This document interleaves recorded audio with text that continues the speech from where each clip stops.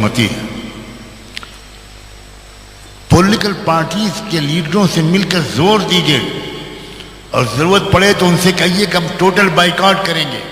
हम अवाम से कहेंगे कि ना आपको वोट दो, ना आपको वोट दो, ना आपको वोट दो। जब सीधे सीधे फलां पार्टी को ही आना है तो हम अपने वोट को ज़ाय नहीं करेंगे, आने दीजिए उसको। हम आप तीनों में से किसी को वोट नहीं देंगे। आप इकट्ठा क्यों नहीं होते? आप अलायंस क्यों नहीं बनाते? ये जिम्मेदारी है उलमा की, ये जिम्मेदारी है बाशऊर लोगों की।